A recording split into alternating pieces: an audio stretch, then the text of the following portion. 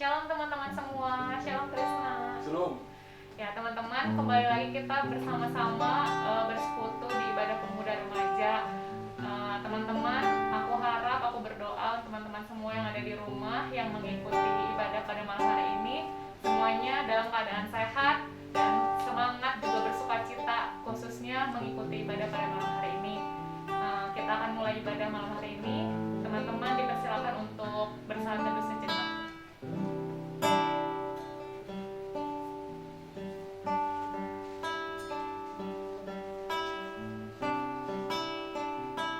Teman-teman, mari aku mengajak teman-teman untuk mengucap syukur kepada Tuhan untuk berkat-berkat yang Tuhan berikan setiap harinya, khususnya hari ini.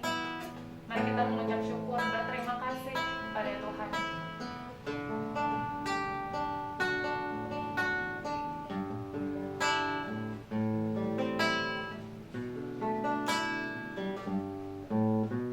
Tuhan Yesus baik, Tuhan Yesus sangat setia kepada kita.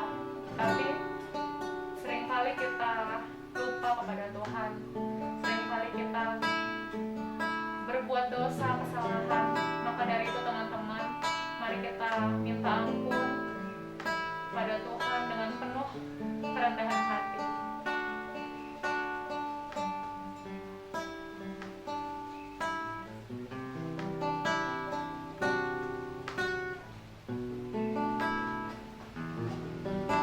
Mari kita menyembah Tuhan. Manakah aku dapat menjauhi roh-Mu ya Tuhan?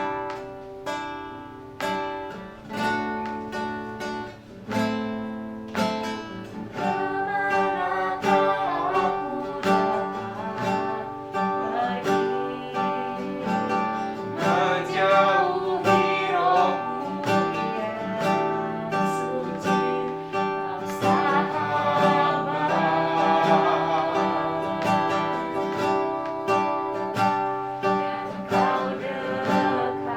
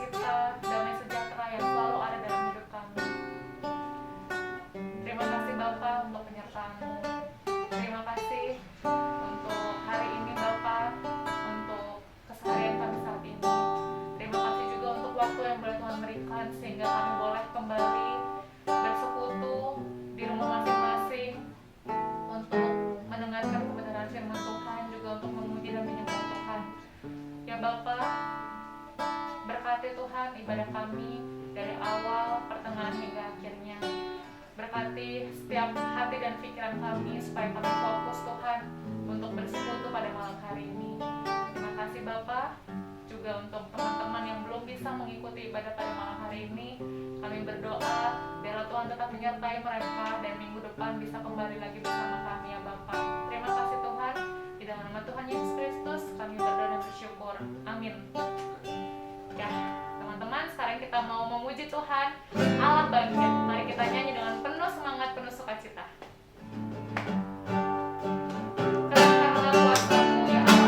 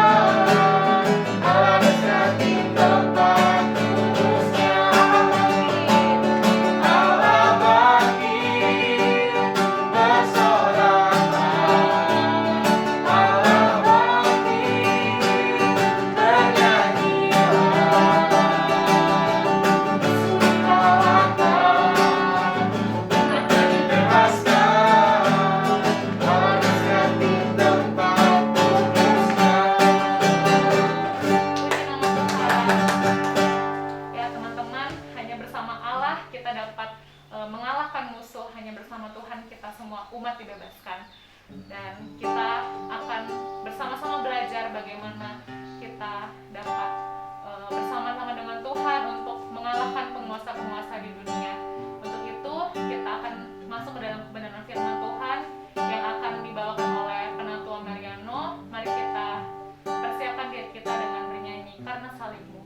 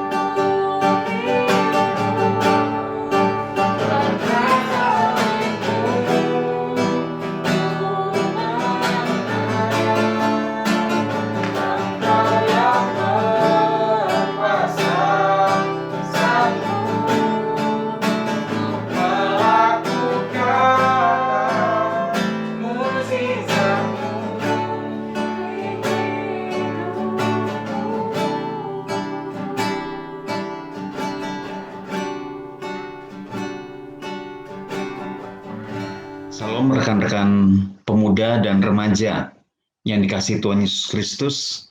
Pada hari ini kita akan kembali untuk mempelajari firman Tuhan, merenungkan firman Tuhan. Kita berdoa supaya kita mendapatkan pencerahan-pencerahan dari firman Tuhan yang akan kita renungkan pada saat ini.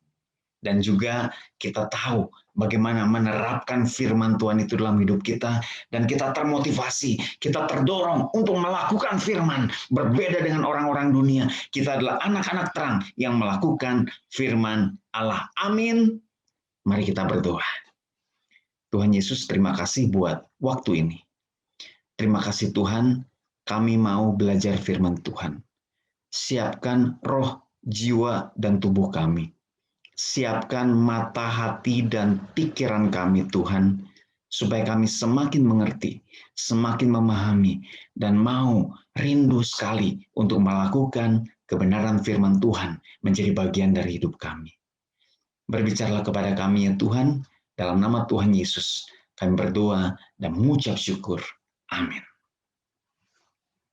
Ya baik, salam semuanya, anak-anak pemuda dan anak-anak remaja. Kita akan merenungkan firman Tuhan. Saya akan membaca firman Tuhan ya. Saya akan membaca firman Tuhan dan saya minta kalian juga baca firman Tuhan. Membaca bersama-sama dengan saya dengan suara yang bisa kalian dengar. Ya, jangan dalam hati. Jangan dalam pikiran, tapi keluarkan supaya didengar oleh telinga kita. Telinga masing-masing ya. Mari kita membaca bersama-sama Yohanes pasal yang ke-12. Ayat yang ke-20 sampai ayat yang ke-33. Mari kita membaca bersama-sama. Yohanes 12 ayat 20. Judul perikopnya adalah Yesus memberitakan kematiannya. Di antara mereka yang berangkat untuk beribadah pada hari raya itu, terdapat beberapa orang Yunani. 21. Orang-orang itu pergi kepada Filipus, yang berasal dari Betsaida di Galilea. Lalu berkata kepadanya, Tuhan, kami ingin bertemu dengan Yesus. Ayat 22. Filipus pergi memberitahukannya kepada Andreas. Andreas dan Filipus menyampaikannya pula kepada Yesus. Ya, jadi saya akan jelaskan pelan-pelan. Ayat 20 mengatakan ada hari raya. Hari raya apa itu? Hari raya Paskah. Hari Raya Paskah adalah salah satu hari raya yang besar yang dirayakan di Yerusalem. Banyak orang yang datang ke Yerusalem. Orang-orang Israel yang ada di luar Israel datang ke Yerusalem. Bahkan orang-orang yang bukan Israel juga bisa datang ke Yerusalem. Ya, contohnya ada orang-orang Yunani di sini yang ingin mencari Yesus. Mengapa mereka ingin cari Yesus? Nanti kita bahas ya. Nah, mereka datang kepada Filipus. Kenapa orang Yunani datang kepada Filipus? Mungkin karena Filipus adalah nama-nama Yunani. Jadi dekat hubungannya sama orang-orang Yunani yang mencari Yesus itu. Filipus kasih tahu ke Andreas, kemudian Filipus dan Andreas sama-sama membawanya kepada Tuhan Yesus. Apakah jawaban Tuhan Yesus? Jadi pertama, bagian yang penting pertama adalah kita harus mengerti dengan jelas mengapa orang-orang Yunani mencari Yesus. Ya, ini situasinya seperti tadi saya katakan, mau mengadakan perayaan Paskah, perayaan yang besar bagi orang Israel. Ya, pada hari Paskah orang Israel itulah Tuhan Yesus disalibkan ya. Nah, jadi ini sangat dekat dengan penyaliban Tuhan Yesus. Nah, sekarang kita melihat bahwa apa alasannya orang-orang Yunani ingin mencari Tuhan Yesus. Kalau kita lihat dari perikop ini, kita nggak dapat. Kita harus lihat dari perikop-perikop di belakangnya. Apa yang ada terjadi sebelum perikop yang kita baca ini. Nah, kalau kalian tinggal buka Alkitab, kita bisa tahu bahwa yang terjadi adalah Yesus diululukan di Yerusalem.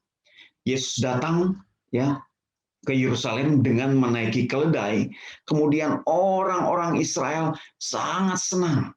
Mereka katakan, Hosana bagi anak Daud, katanya begitu. Kepada Tuhan Yesus. Mereka sangat bergembira bahwa Tuhan Yesus datang ke kota mereka. Kenapa mereka sangat bergembira dengan kedatangan Tuhan Yesus? Mereka puji-puji Yesus. Hosana bagi anak Daud. Anak Daud berarti bicara raja. Yesus dia sambut sebagai raja, ya, ketika dia masuk Yerusalem. Tapi beberapa hari kemudian dia disalibkan seperti penjahat. Apa respon Yesus dengan sorak-sorai ini? Kalau kita baca di Injil-Injil lain, respon Yesus luar biasa. Setelah ini, Yesus membalikan meja-meja penukar uang. Yesus mengusir pedagang-pedagang yang ada di bait Allah. Dibersihkan bait Allah oleh Yesus. Yesus marah di situ. Dia bersihkan bait Allah. Yesus tidak terpengaruh oleh pujian. Ya. Apakah kalian terpengaruh oleh pujian? Apakah kalian senang dipuji? Wah, cantik. Wah, ganteng. Pinter. Oh, hebat. Bagaimana kalau kita dapat pujian-pujian begitu? Yesus nyantai saja. Yesus tenang saja. Kenapa? Yesus bisa menguasai emosinya. Dia tidak hanyut oleh pujian-pujian. Bahkan dia tidak terpengaruh oleh fitnahan-fitnahan. Kita harus belajar menguasai diri seperti Tuhan Yesus. Nah, kenapa orang Israel ketika Yesus datang disambut seperti raja? Dikatakan Hosana bagi anak Daud. Karena sebelumnya apa yang terjadi? Ketika di pasal 11 ada satu peristiwa yang sangat luar biasa yang membukakan mata orang. Wow, Yesus wow. Apakah itu? Yesus membangkitkan Lazarus dari antara orang mati. Itu dia. Itu yang membuat orang-orang wow kepada Yesus. Sehingga ketika Yesus datang ke Yerusalem, wah, langsung disambut dengan sorak-sorai. Dan daun palem ditaruh jalan, bajunya, kain-kainnya, pakaian yang ditaruh di jalan untuk jalan lewat Yesus. Padahal Yesus datang tidak pakai kuda. Kalau pakai kuda dia seperti pahlawan, dia seperti raja. Tapi Yesus datang dengan menggunakan keledai yang lemah lembut. Yesus datang pada saat itu ya bukan untuk menjadi raja, tetapi untuk mati, menjadi tebusan semua orang, termasuk engkau dan saya. Itu kedatangan Yesus. Lalu kenapa orang Yunani mencari Yesus? Perhatikan, orang Yunani mencari Yesus, tentu dia ingin mencari keajaiban-keajaiban Yesus. Tentu dia ingin melihat mujizat-mujizat yang lebih luar biasa lagi. Hal-hal yang lebih hebat lagi, yang mencengangkan mata. Kita tahu orang Yunani adalah orang yang haus akan pengetahuan. Dia ingin cari Yesus, dia ingin tahu tentang Yesus. Dia ingin melihat hal-hal yang ajaib dari Tuhan Yesus. Itu motivasi orang-orang Yunani. Tapi apa kata Yesus? Kata Yesus sangat bertolak belakang. Apa kata Yesus? Ketika Filipus dan Andreas datang pada Yesus, Tuhan Yesus, ada orang-orang Yunani nih mau cari engkau. Apa kata Tuhan Yesus? Kita lihat, ini perkataan Tuhan Yesus bagian ini adalah salah satu bagian. Ada dua bagian yang mau kita bahas dari khotbah ini ya. Yang pertama adalah bagian ini. Ini penting sekali. Bukan penting lagi, penting. Coba katakan penting. Kita lihat jawaban Tuhan Yesus. Ayat yang ke-23. Tetapi Yesus menjawab mereka katanya, telah tiba saatnya Anak Manusia dimuliakan. Kita yang sudah ngerti, kita tahu bahwa makna dimuliakan di sini adalah mati. Tuhan Yesus mati di kayu salib. Ini makna dimuliakan. Tuhan Yesus berikan penekanan lagi di ayat 24. Aku berkata kepadamu, sesungguhnya jikalau biji gandum tidak jatuh ke tanah dan mati, ia tetap satu biji saja. Ya. Tetapi jika ia mati, ia akan menghasilkan banyak buah. Nah, di sini Tuhan Yesus ingin katakan apa? Di sini Tuhan Yesus ingin katakan bahwa dia adalah biji gandum itu. Dia adalah biji gandum yang satu itu. Cuma satu-satunya biji gandum yang paling istimewa. Tidak ada biji gandum yang bisa menyamai dia. Ya, dia adalah manusia ilahi. Dia adalah Allah yang berinkarnasi menjadi manusia. Dia tidak bercacat celah. Dia tidak berdosa. Tidak ada manusia lain yang setara dengan Yesus. Ya, Dari segi perbuatan-perbuatannya dia melakukan kehendak Allah. Dia mengenal firman. Dia adalah firman itu sendiri. Dia kudus, dia tidak bercacat celah. Dia adalah manusia, tapi dia manusia yang berbeda. Berbeda dengan yang lain. Tidak ada satupun manusia di bumi yang bisa sama dengan dia. Dia spesial. Dialah satu biji gandum itu.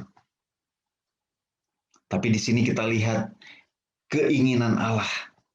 Kita lihat kehendak Allah. Apa kehendak Allah? Kehendak Allah, dia adalah bahwa Yesus bukan hanya menjadi satu-satunya. Dia ingin apa yang dilakukan Yesus, karakter Yesus, kekudusan Yesus, itu juga menjadi milik orang-orang yang percaya kepadanya. Bisa nangkap perumpamaan ini ya? Ada satu biji gandum, tapi satu biji gandum itu harus menghasilkan banyak buah. Buah gandum apa? Ya gandum lagi. Artinya dia mereplikasi dirinya. Ya, dia membuat dirinya menjadi bertambah banyak. Jadi yang bukan hanya Yesus yang bisa melakukan kehendak Allah. Bukan hanya Yesus yang mengerti kehendak Allah. Bukan hanya Yesus yang hidupnya kudus, memiliki karakter ilahi di dalam kemanusiaannya. Tapi dia ingin kita, kamu, ya semua orang yang percaya, menjadi seperti Kristus. Biji gandum yang satu itu, yang unik, yang khusus, tidak ada duanya, tidak ada persamanya dengan biji gandum yang lain, hanya itu satu-satunya, tapi satu-satunya itu harus bereplikasi, harus memperbanyak dirinya ke dalam orang-orang lain. Ini adalah kehendak Allah abadi. Ini kehendak Allah yang kekal sejak dulu kala. Sejak dulu kala dia ingin mendapatkan orang-orang yang kudus tak bercacat. Sebelum dia ciptakan dunia. Tahu dari mana, Pak Mariano? Tentu dari Alkitab. Ya, kita akan lihat Alkitab dari Efesus pasal 1 ayat yang ke-4. Katakan gini, sebab di dalam dia Allah telah memilih kita sebelum dunia dijadikan, supaya kita kudus dan tak bercacat di hadapannya. Sebelum dunia ini jadi, Allah sudah punya rencana, ingin membuat orang-orang yang percaya kepadanya kudus dan tak bercacat. Tapi kejatuhan manusia di dalam dosa dimulai dari Taman Eden membuat manusia dikuasai oleh dosa. Sehingga Yesus sebagai biji gandum itu harus muncul, turun ke dalam dunia. Ngasih tahu ini loh biji gandum tuh. Seperti ini. Kamu harus jadi seperti biji gandum ini. Tapi caranya bukan meniru. Kamu nggak boleh niru aku. Tapi aku yang harus hidup di dalam kamu. Bagaimana caranya Yesus bisa hidup di dalam orang-orang yang percaya kepadanya? Caranya dikasih tahu dengan jelas yang tadi. Jika biji gandum itu hanya satu, ya, maka biji gandum itu ya hanya satu saja, ya, tidak ada yang lainnya. Ya, jika biji gandum tidak jatuh ke dalam tanah dan mati, dia tetap satu saja. Bagaimana caranya supaya dia bisa membuat banyak orang menjadi biji gandum seperti dirinya, seperti diri Tuhan Yesus? Maka di sini caranya Yesus harus jatuh ke dalam tanah dan mati. Kematian Kristus di kayu salib. Ya, saya tidak tahu apakah kalian pernah merenungkan hal ini. Yesus di kayu salib itu bukan hanya anak domba. Tapi Yesus di kayu salib itu adalah gandum. Gandum yang unik, yang istimewa. Ketika dia mati, ketika dia bangkit, maka dia bisa mereplikasi dirinya ke dalam banyak orang yang mau percaya kepadanya. Apakah Anda termasuk orang yang percaya kepada Yesus? Kalau Anda orang yang percaya kepada Yesus, percayalah. Anda adalah biji gandum, replikasi dari Tuhan Yesus sendiri. Kehidupan Anda bukan kehidupan yang biasa-biasa saja. Karena replikasi Yesus, biji gandum yang satu dan unik itu sudah ada di dalam saya dan saudara. Bagaimana respon saudara ketika mengenal kebenaran yang luar biasa ini? Banyak orang cuma tahu Yesus adalah anak domba Allah yang menghapuskan dosa dunia. Tapi banyak orang tidak tahu Yesus adalah biji gandum yang mereplikasi dirinya, menghasilkan banyak buah, termasuk saudara dan saya. Pak Mariano ngomong sih gampang. Kita kan masih jatuh dalam dosa. Kita masih mudah berbuat dosa. Lalu apa yang harus kami lakukan? Mari kita lihat lagi firman Tuhan. Saya nggak mau berbicara di luar firman Tuhan ya. Saya ingin selalu berbicara sesuai dengan firman Tuhan, memberi nasihat, memberikan petunjuk-petunjuk, memberikan pencerahan, harus dasarnya dari firman. Bagaimana dengan dosa? Masih ada iblis, masih ada dunia yang terus menggoda kita. Bagaimana kita bisa hidup sebagai replikasi Yesus? Nah, mari kita lihat ayat ini. Ini ayat penting yang kedua, bagian kedua dari hal ini, yaitu mari kita lihat ayat yang ke-31. Wow, ya. Sekarang berlangsung penghakiman atas dunia ini. Perhatikan, dunia ini dihakimi loh. Ya. Sekarang juga penguasa dunia ini akan dilempar keluar. Apa yang disebut di sini? Ayat 31, dunia dan penguasa dunia. Penguasa dunia ini dilempar keluar, apa artinya? Kalau kita memikirkannya secara sepintas saja, oh berarti dunia ini ada penguasanya dan penguasanya dilempar keluar. Keluar kemana? Keluar angkasa? Bukan. Penguasa dunia itu maksudnya adalah kuasa kegelapan yang ada di dalam diri kita. Kuasa kegelapan yang ada dalam diri kita ini membuat kita jatuh dalam dosa. Membuat kita senang akan dosa. Membuat kita mudah berbelok dari kehendak Allah. Penguasa dunia ini yang dilempar keluar dari diri kita. Kenapa? Diganti oleh penguasa kerajaan terang, yaitu Tuhan Yesus yang masuk ke dalam diri kita. Perhatikan penggantian ini, ya. Penguasa dunia yang ada dalam diri kita terlempar keluar karena apa? Yesus yang mati di kayu salib itu, biji gandum itu masuk ke dalam kita. Sehingga kita menjadi replikasi dari biji gandum tersebut. Saya harap kita bisa mengerti kebenaran yang sederhana, tetapi jarang terpikirkan oleh kita ya. Ini sederhana sekali. Yesus adalah biji gandum, satu-satunya unik, tidak berdosa, tidak bercacat celah, kudus. Dan keinginannya adalah dia ingin mereplikasi itu ke dalam diri kita. Caranya bagaimana? Mati. Jatuh ke dalam tanah, mati. Baru dia bisa menghasilkan banyak buah.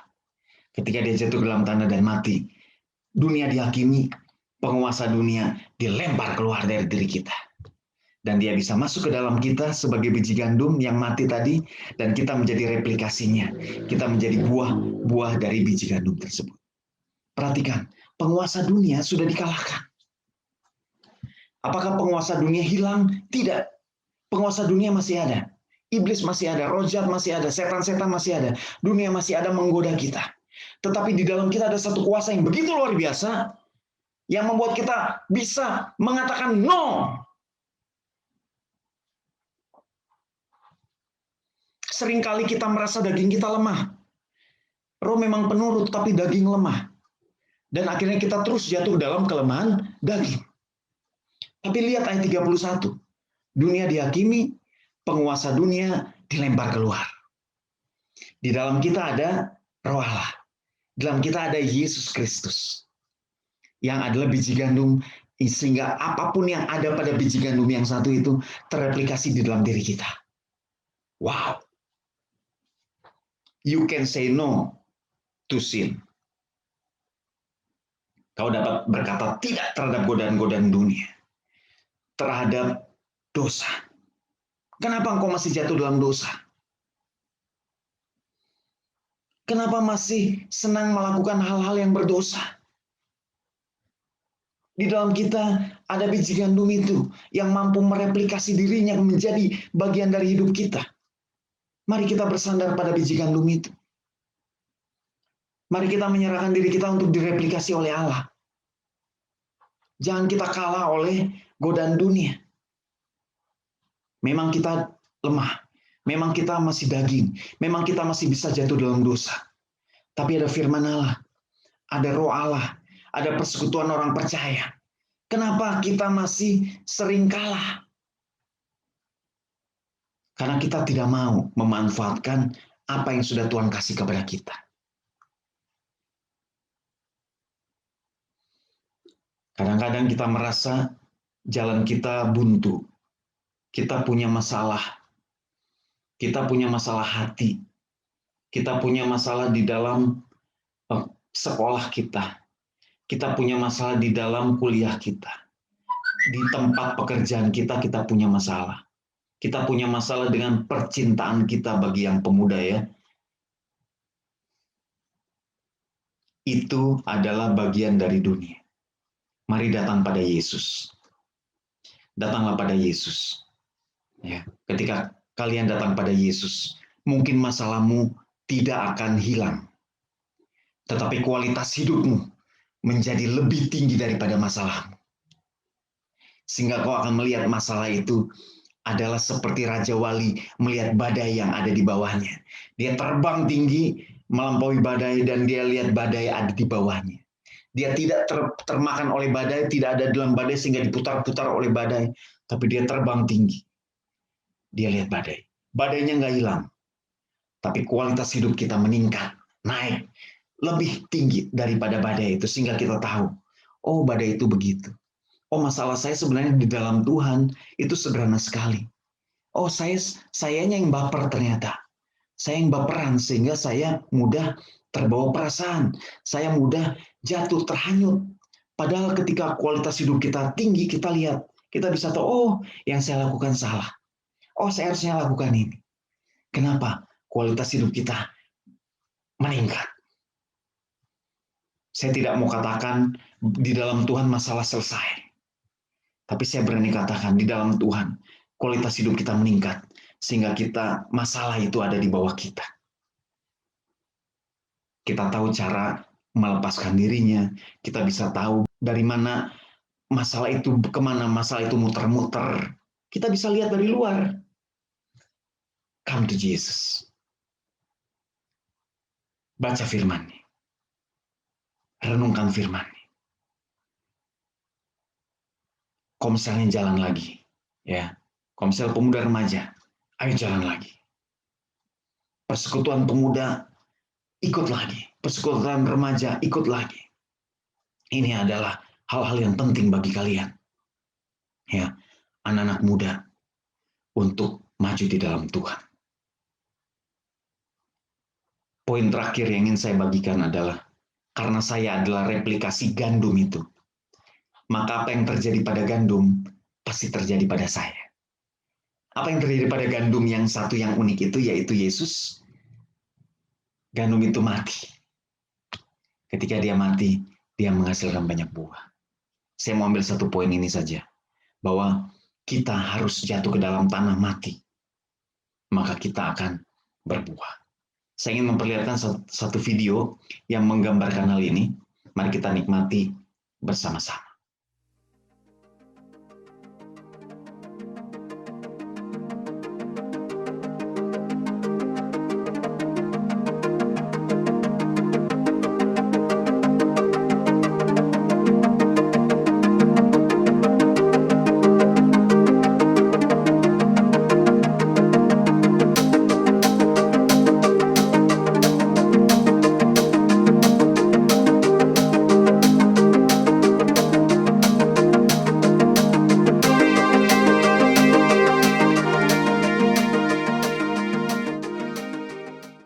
Kita lihat di dalam video tersebut Apa yang terjadi ketika gandum ya, gandumnya jatuh ke dalam tanah, mati?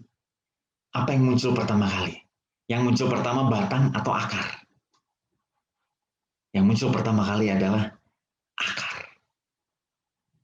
Akarnya turun ke dalam tanah, lebih jauh lagi, mencari makanan, gitu ya. Sambil dia serap makanan, maka di atasnya naik, mulai bertumbuh.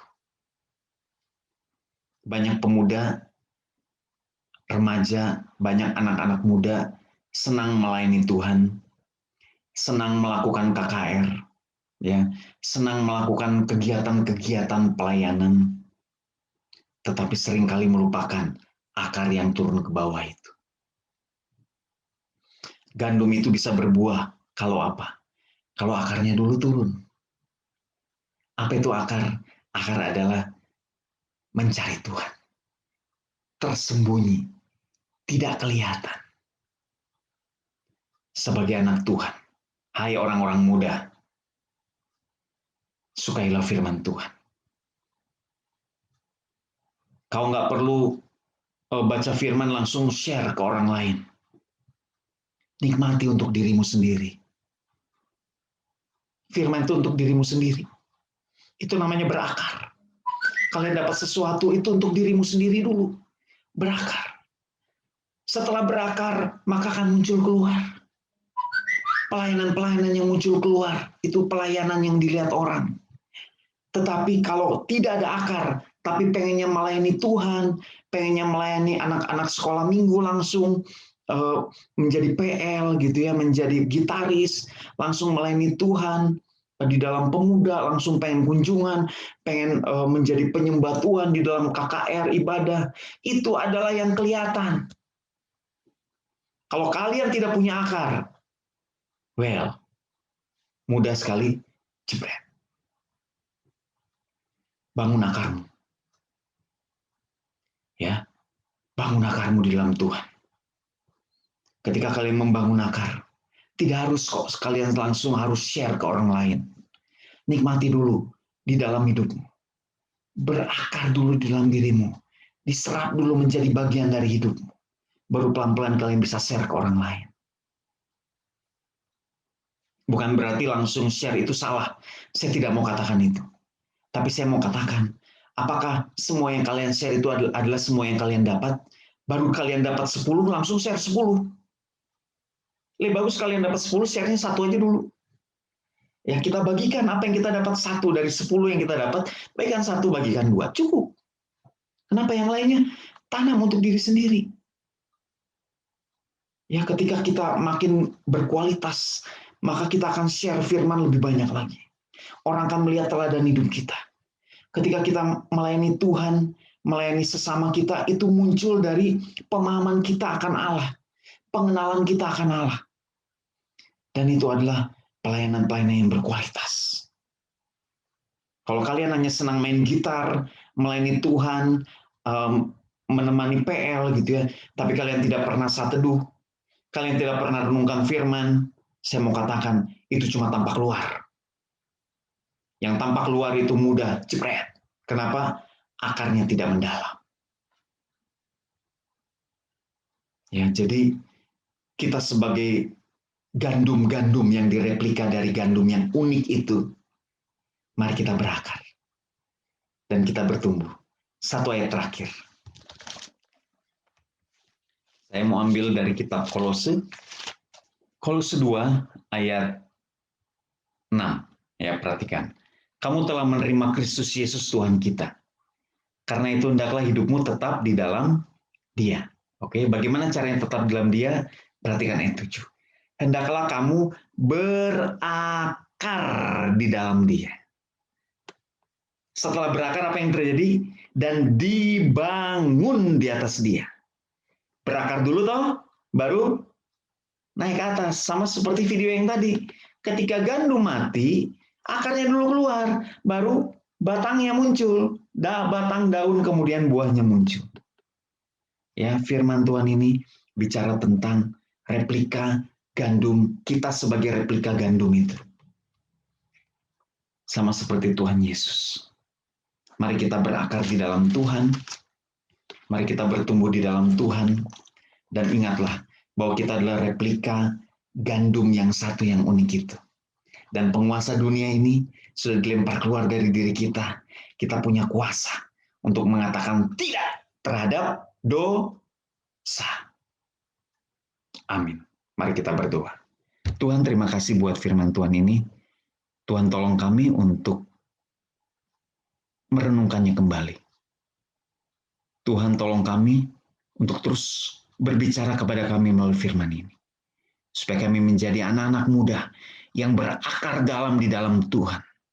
Dan bisa melayani Tuhan dengan kualitas ilahi. Dalam nama Yesus. Amin. Makasih Pak Mariano untuk kebenaran firman Tuhan yang boleh diberikan kepada kami semua. Kiranya teman-teman semua, saya dan juga Kristen di sini semangat untuk melakukan firman Tuhan yang telah diberikan. Sekarang kita akan masuk ke dalam doa syafaat yang akan dibawakan oleh Tessa Sitanggang.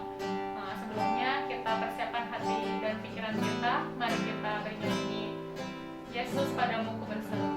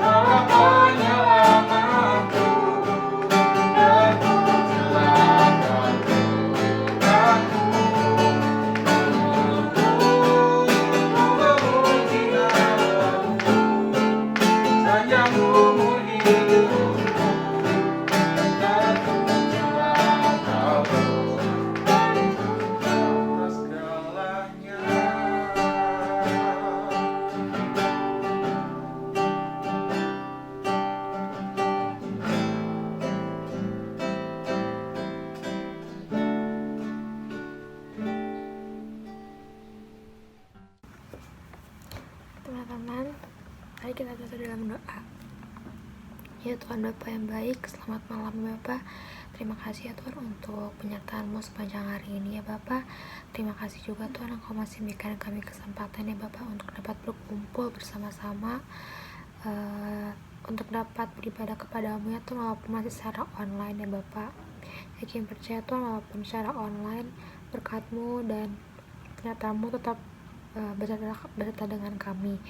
Kami juga Tuhan berdoa Tuhan untuk pelayan kami ya Tuhan pada ibadah kami hari ini ya Tuhan, yaitu Penatua Mariano ya Tuhan beserta keluarganya Bapak. Kiranya Engkau berkati ya Tuhan beliau dalam pelayanannya Tuhan, dalam pekerjaannya, dalam kesehariannya Tuhan, dan dalam setiap kerinduan yang dia doakan selama ini ya Tuhan. Akhirnya Tuhan Engkau akan jawab setiap doanya tepat pada waktunya. Kiranya Engkau juga berikan dia kesehatan ya Bapak, jauhkan dari segala macam mara bahaya, jauhkan dari segala macam penyakit ya Bapak. Kiranya Engkau juga berkati untuk perekonomiannya, untuk keluarganya Tuhan, berikan mereka terus kesehatan ya Bapak, dan lindungi mereka terus dalam setiap kegiatan aktivitasnya Bapak.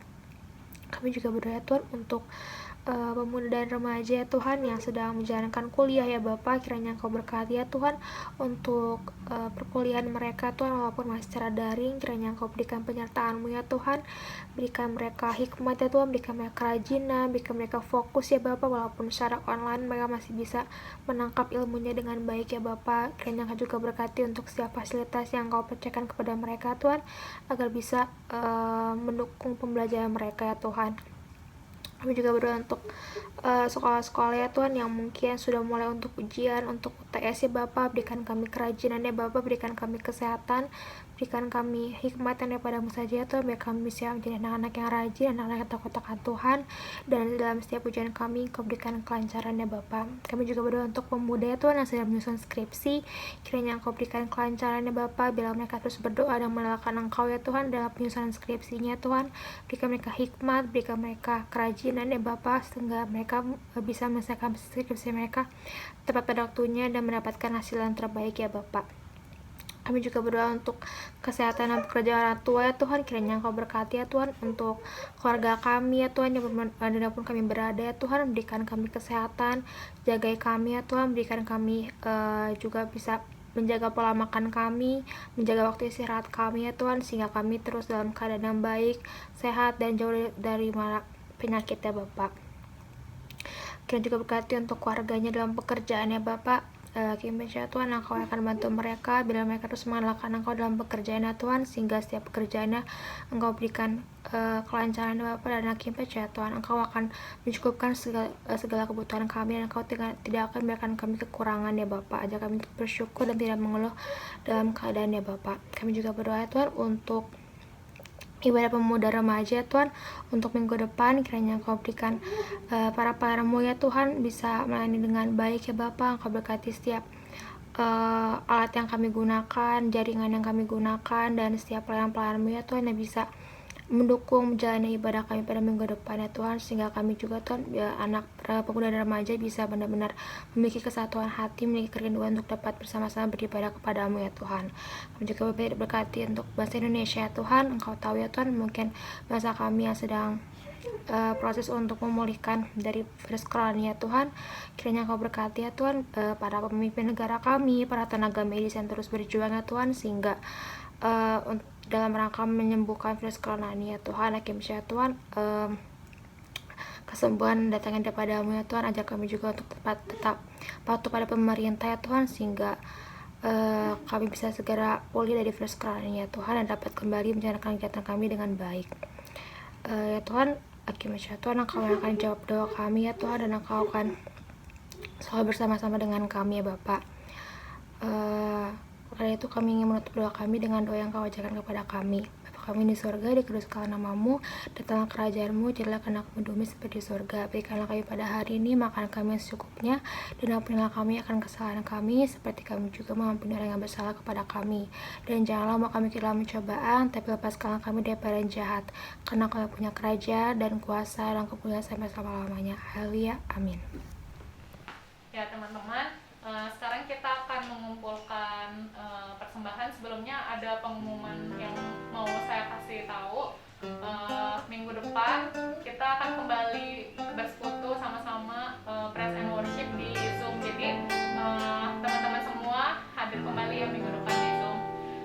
Kemudian untuk persembahan seperti biasa dikumpulkan hari Minggu pulang gereja, pulang ibadah, atau ditransfer ke rekeningnya Bendahara Pemuda.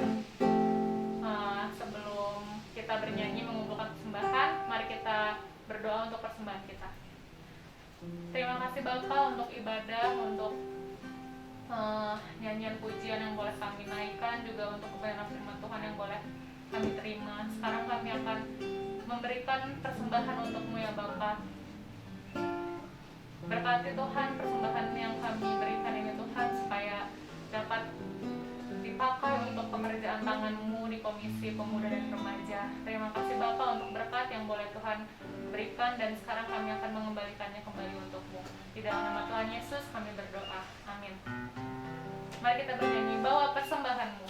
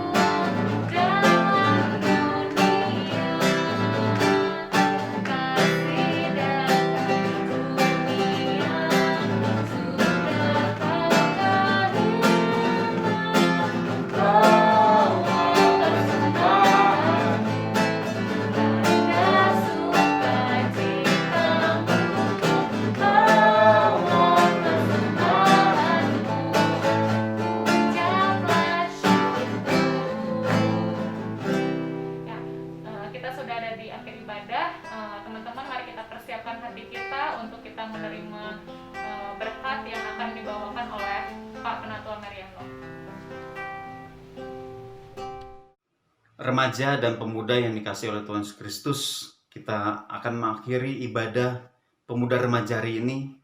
Dan untuk itu mari kita berdoa dan kita siapkan hati kita untuk menerima berkat dari Tuhan. Mari kita berdoa. Tuhan Yesus, kami bersyukur untuk ibadah hari ini, untuk puji-pujian yang kami naikkan, untuk doa yang kami naikkan, untuk firman Tuhan yang berbicara kepada kami. Kiranya Tuhan, kami bisa menjadi gandum itu ya Tuhan, yang merupakan replikasi daripada gandum yang sejati itu, yaitu Tuhan Yesus Kristus. Kiranya Engkau yang hidup di dalam kami, dan kami memiliki kuasa untuk mengatakan tidak terhadap dosa, dan untuk terus maju dan bertumbuh di dalam Tuhan. Karena untuk itulah kami mau menerima berkat dari Tuhan. Kiranya kasih karunia dari Tuhan Yesus Kristus dan kasih dari Allah Bapa kita dan persekutuan dengan Roh Kudus menyertai kita dari saat ini sampai selama-lamanya. Amin.